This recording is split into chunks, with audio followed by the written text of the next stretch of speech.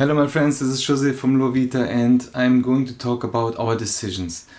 How do we do decisions to be more effective, Decisions are the purpose of actions, of course. Our actions are the shape of our future. So if you work to improve your decision making and impress others and earn added responsibilities, then this is for you.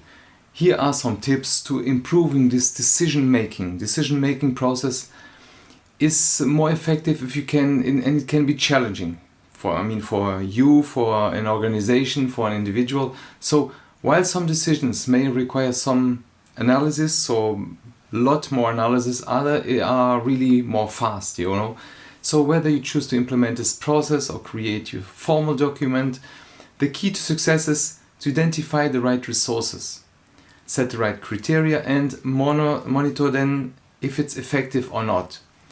And we are going through some tips that help you improve this decision-making process. So identifying your problem or your question you're trying to solve is the first one.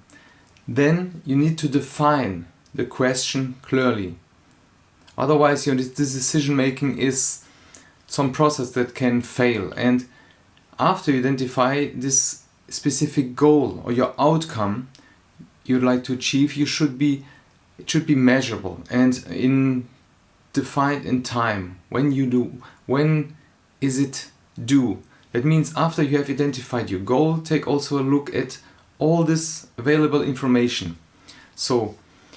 And when you have all this information, it's time to start this brainstorming. Also, even with yourself. So use a decision list to create this organizing, this decision-making process. This helps you evaluate each option, and by listing all these factors, all these options, you can choose from one that is the highest priority and start by there. And another option is, for example, a T-chart which evaluates all these benefits and a disadvantage for each option. That means you have the goal, the task, then you have the benefits, disadvantages, and then the key is to be as precise as possible with everything. It helps you to make this right choice. Then how do you do these decisions? So there are several steps. Of course, sometimes we take this bad decision because we are not careful enough to consider all these factors that are involved. But you should consider to learn more about each process. That means it's important to recognize, for example, the factors that can lead to these bad decisions. So the first step to understand the difference between mistakes and learning. So sometimes we can be embarrassed or even feel some kind of inadequate, for example, for making a decision. But mistakes can actually improve your skills and make you more confident in the future. But to avoid making these types of mistakes, you must learn to recognize them and move on. Don't get stuck. Learning from mistakes is a positive process, It will lead for more confidence, decision making. But how do you make this better decisions? So one way to improve this is to limit our options. That means if you are presented with a lot of options, you may feel overwhelmed within everything. So setting these time limits and deliberation also helps you make this better decision. Make sure that this deliberation doesn't take too much of your time. Make it faster. In the same way, limiting this number of choices available to you also prevents this decision fatigue.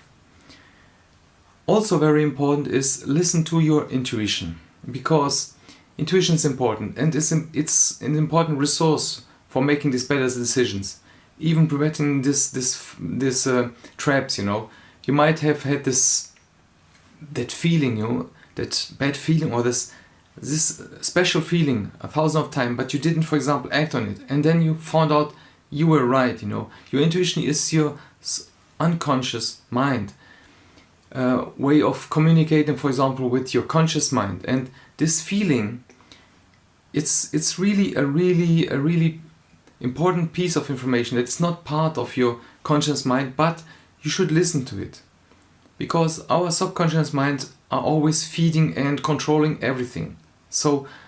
And sometimes it wants to communicate. It communicates with us all the time, but it communicates also these feelings. you become better in making this decision. So our body, is this mirror of our internal feelings also. So our body language is important. So depending on how we interpret our inner messages, we might also then open up to this person or even reject them. So when we, for example, ignore our intuition, we may choose to do things that cause us more stress than we need to. And to be more effective, learn to listen to your body, to your intuition. If you feel that your intuition is guiding you towards a certain decision, be thankful for it and acknowledge your body's sign. It's very important. You can even listen to your intuition when you are, for example, in the shower, driving, or even in the car. I mean, it's just listen to it. It can speak even to in these physical sensations also. Even our taste in our mouth, our this goosebumps, this discomfort in our gut. Try to be aware of your feelings and emotions when you listen to your intuition. It's very important. Intuition can guide you to that right path, despite of the fact that it's difficult to predict sometimes. So it's important also sometimes then to change our perspective, because to become more effective, you try reading these different viewpoints, because there are many sources sometimes for learning new perspectives, and these online courses and tutorials and these resources that we have in the descriptions, don't forget this, they are very helpful to read different types of media and listen to different perspectives. So when you do this analysis, you are more open to new ideas and different sets of challenges sometimes. And once you learned how to change your perspective, you can then start to applying it. So one of the easiest ways to change the perspective is to examine, for example, your life and figuring out what makes you tick. This is on the personal level, for example. Experience can impact your respective, this perspective, for example, illness, travel, jobs, religion, politics, television, reading habits, everything you meal, and sometimes you feel suffocated and you confined with your own mindset. This sometimes, all this information can make, for example, it make us difficult to change our perspective, but it's an important role in shaping everything. So, you should explore new ideas and learn how to improve, for example, your perspective also.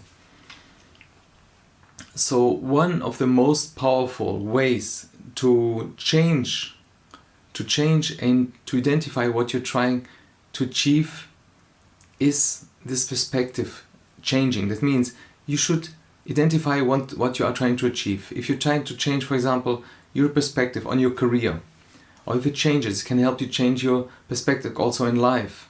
So focusing on what's possible rather than what doesn't matter really, will help you create this life you're passionate about.